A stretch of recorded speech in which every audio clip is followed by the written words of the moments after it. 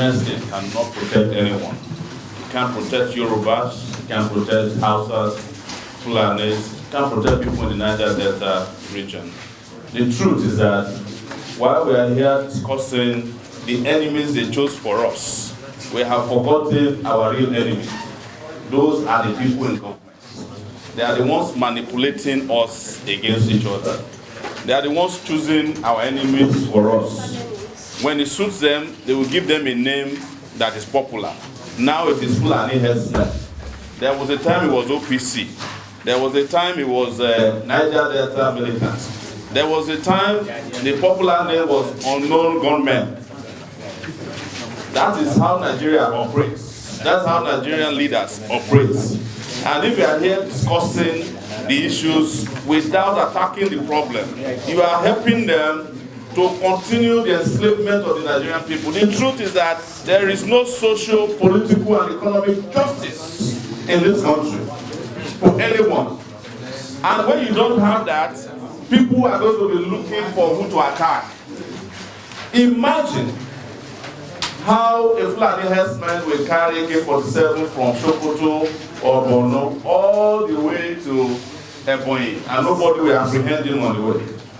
And when he's apprehended, somebody goes to the police station to rescue them, because one of the things you don't discuss is that those cows that the Fulani herdsmen are heading around, they belong to rich people. They belong to government officials. Why are we deceiving ourselves?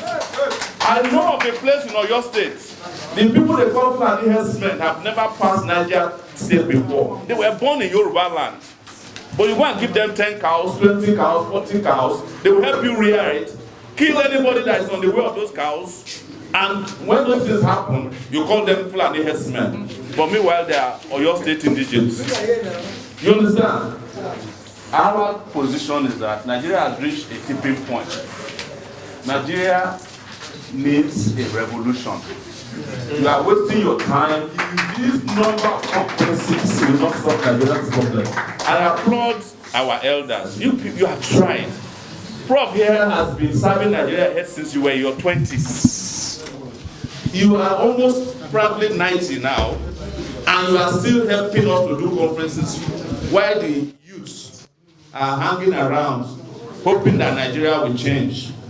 So let me just announce very quickly that starting from Monday, a group that I belong to, Coalition of Revolution, of 4 Revolution, will be shutting down Nigeria from August 5. And this series of marches and rallies will continue until we have a Nigeria of our dream.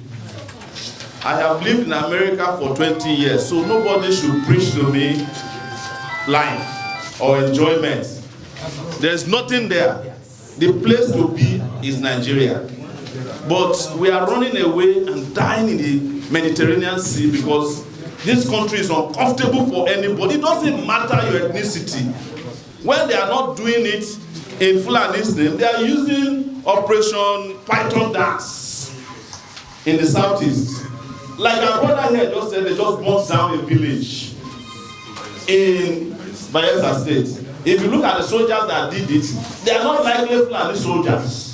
It might be your brothers that burnt down your village. Because there's no respect for our dignity as a people. And for you to get back your dignity, do as they are doing in Hong Kong. Do as they are doing in Algeria. Do it as they are doing in Tunisia. Do it as they are doing in Puerto Rico. Let's all come out one time, shut down this unworkable system. Once and for all. And then, after then, can we have a country in which the people decide their constitution, not the fraudulent constitution that was set up by generals in the army. Not this unworkable system. Nigeria itself was set up as a business by the British through the Niger Company. Nigeria was set up as if it's supposed to be ShopRite for the British. Nigeria never had the opportunity to become a nation. It's still being run as a business. That's why people are telling you that they own oil blocks, they own groundnut pyramids. No country should have its fate determined on products or commodities. But the problem now is that all of us, Nigerians, as we call ourselves, we have become commoditized. They are just trading us in the market of impunity. And until we retrieve our humanity and our dignity, we can have 1 million of these conferences. I've attended a lot of them, I can tell you. Starting from 1993 at the University of Lagos, when I was a student leader. Then our problem was also attributed to some Fulani generals. But when Abiola was going to be incarcerated, it was Yoruba Obas that were going to Aso Rock to watch one stupid movie. They said they have seen what Abiola did wrong.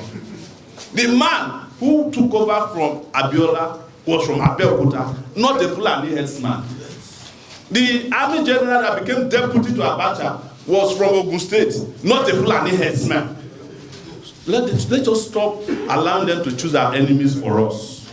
Let us focus on the enemy we know and not the enemy we don't know. Revolution now. Thank you very much. Today is important. We must clear this. We must get to this thing. First, when a dilemma, this dilemma is paradoxical, and it has moved to the realm of paradoxical metaphor. We are some of those who are condemning this constitution today are the same people who presented this constitution and defended this constitution. I will give an example. Your friend, Chief John Nyawood, was the Minister of Information in 1999. Before he became the Minister of Information under Abdul Salam Abubakar, he was a university lecturer. He taught law at Enugu State University. He's a lawyer by training. He was a former minister under Shagari, so he knows what he was doing.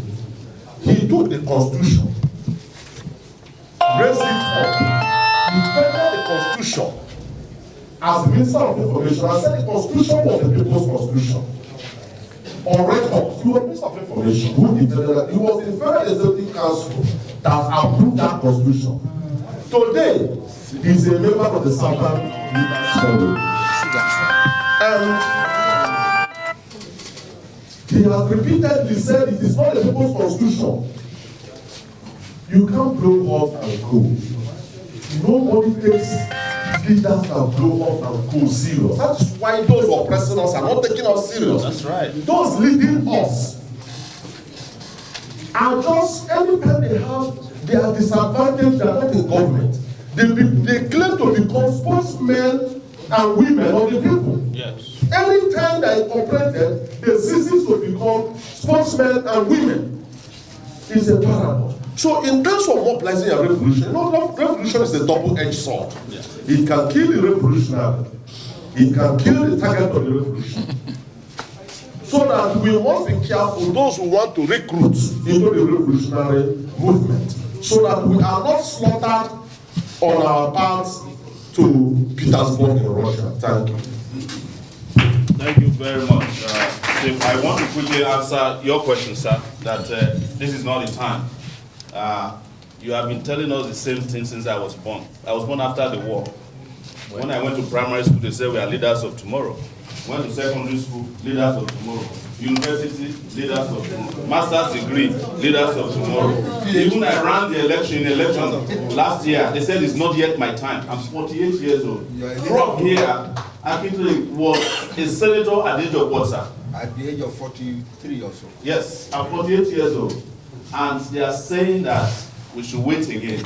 Yes, you may want to wait, but we cannot wait any longer. Not one day longer. Because it's our future that is at stake. Regarding you, sir, and the fact that revolution is a double-edged sword, the current situation we are in is a four-edged sword. Anywhere you hold, it will kill you. So I would rather go with the double-edged sword than continue to live with the four-edged sword that Nigeria has become today. So don't worry about who will die. Are we not even dead in this country? We are dead alive. You don't know how you can make it home as you are here. Maybe you are flying. How are you sure that even from the airport to your house, a Fulani herdsman, according to them, will not jump out of the bush and shoot you? Is that the revolution that killed you? It is the lack of revolution that will kill all of us. It's the revolution that can save a majority of Nigerians. That is the position. So, as for us who are planning it, we have recruited people already, and we hope you join us. That's our position. The young people in the southeast who are doing IPOP, they are no longer afraid, because someone who is not afraid of death cannot be threatened with death. That is the truth. And for this country to move forward, some of us must sacrifice our blood for it. I never knew I would live to be 48. So I'm living beyond even the time that I estimated. I could have died beside Abiola when I was 22 years old in 1993, when they were killing anybody who's opposed to the government. It was in this country that they were shooting people on the street.